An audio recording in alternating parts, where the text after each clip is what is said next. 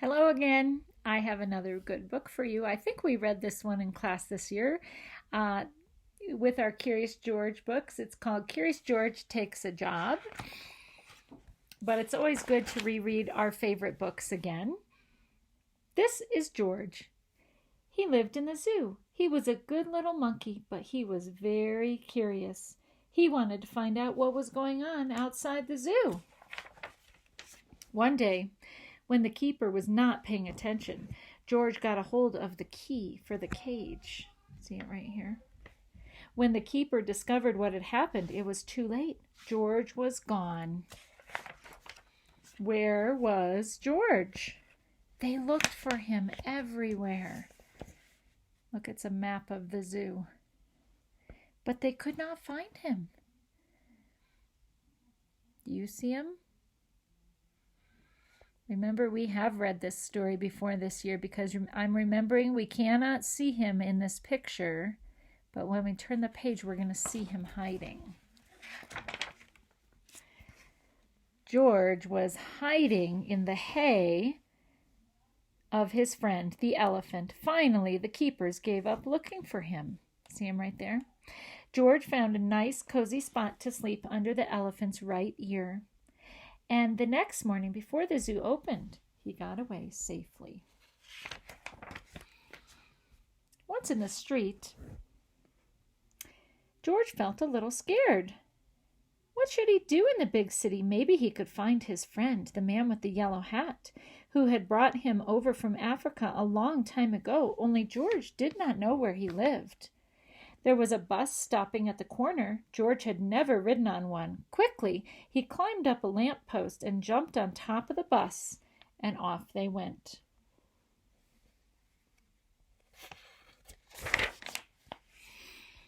Now, they were right in the center of the town. There was so much to see that George did not know where to look first. If only he could go on riding like this forever. See him right here? But after a while, George got tired and a little dizzy. When the bus slowed down to turn onto a side street, George jumped off. There was a restaurant right in front of him. Something smelled good. Suddenly, George felt very hungry. The kitchen door stood open and George walked in. On the table was a big pot. Of course, George was curious. He had to find out what was in it. What's in it? You guys know what's in it. Spaghetti. When the cook came back, he had a big surprise. Spaghetti was all over the place, and in the middle of it was a little monkey. George had been eating yards and yards and wound himself all up in it. The cook was a kind man and did not scold much, but George had to clean up the kitchen and then do all the dishes. My, what a lot of them there were. The cook was watching George. You are lucky to have 4 hands, he said. You can do things twice as quickly. I have a friend who could use a handy little fellow like you to wash windows. If you would like to, I will take you over to him. So they went down into the subway and took an uptown train to the cook's friend, who was an elevator man in a skyscraper. Sure, I can use you, George, the elevator man said. I will give you what you need for the job. You can start right away, but remember, you are here for washing windows. Never mind what people inside the house are doing. Don't be curious, or you'll get into trouble. George promised to be good. But little monkeys sometimes forget. Remember, I always tell you that's why first graders are like Curious George, right? Sometimes you're so curious and you just can't help yourself, right? But you didn't mean it. Just like George. George was ready to start. My, how many windows there were, but George got ahead quickly since he worked with all 4 hands. He jumped from window to window just as he had once jumped from tree to tree in the African jungle. For a while, George stuck to his work and did not pay any attention to the people inside. Of course, he was curious, but he remembered his promise. See him right there? That's a lot of windows to wash. In one room, a little boy was crying because he did not want to eat his spinach. George did not even look, but went right on with his work. In another room, a man was taking a nap and snoring. George was sorry it was not his friend, the man with the yellow hat. He listened to the funny noise for a while, and then he went on working. But what was going on in here? George stopped working and pressed his nose against the window. 2 painters were working inside. George was fascinated. Painting looked like a lot more fun than washing windows. Uh-oh. The painters were getting ready to go out for lunch. The minute they left, George climbed inside. What wonderful paints and brushes they had. George could not resist. That means he couldn't help it, right? I love what he does. Look at the picture. He turned it into his home, didn't he? The jungle. Look at the leopard. See the giraffe? See the zebra? An hour later, the painters came back and they opened the door and stood there with their mouths wide open. The whole room had changed into a jungle with palm trees all over the walls and a giraffe and 2 leopards and a zebra and a little monkey who was busy painting himself on one of the trees. Then the painters knew what had happened. Luckily, George was close to a door. He ran out as fast as he could, and after him raced the 2 painters, and then the elevator man, and then the woman who lived in the place. "Oh, my lovely room," cried the woman. "Don't let him get away." George headed for the fire escape. George reached the end of the fire escape. The others had not caught up with him yet. Here was his chance.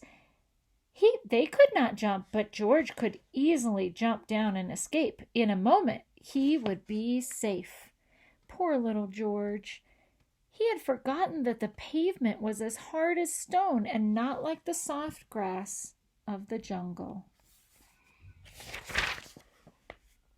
Too bad. The fall broke his leg, and an ambulance had to come to take George to the hospital. "He got what he deserved," said the woman, "making my apartment into a jungle indeed." "I told him he would get into trouble," the elevator man added. "He was too curious."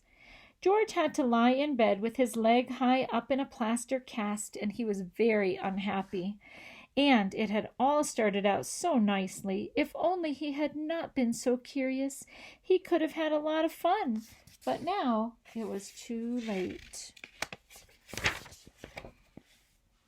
But the next morning, George's friend, the man with the big yellow hat, was buying his newspaper, and suddenly he got very excited. "This is George," he shouted when he saw the picture on the front page. Quickly, he read the whole story, and then he ran to a telephone booth to ring the hospital. "I am George's friend," he said to the nurse who answered the telephone. "Please take good care of him so that he will get better quickly. I want to take him to a movie studio and make a picture about his life in the jungle. Don't let him get into any more mischief until I can take him away."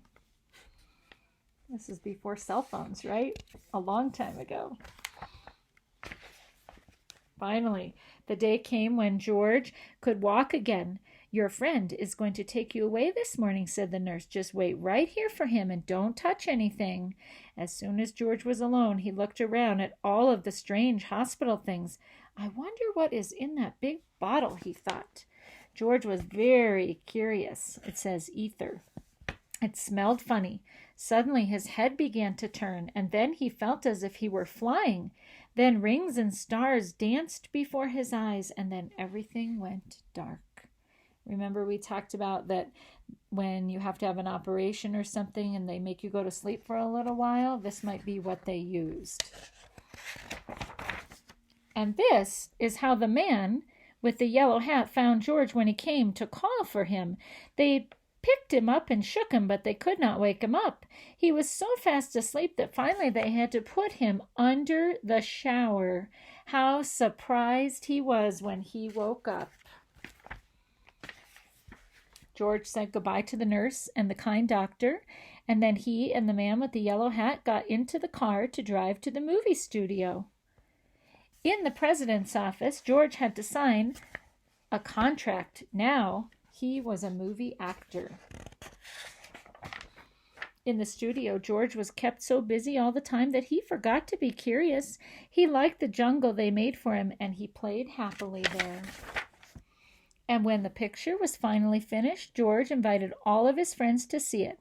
The doctor and the nurse and the ambulance driver and the man from the newsstand and the woman and the elevator man and the 2 painters and the cook and the reporter and all the keepers of the zoo. Now the lights went out and the picture started. "This is George," the voice began. "He lived in the jungle. He was a good little monkey. He had only one fault. He was too curious." The end. I hope you liked that story. Till next time.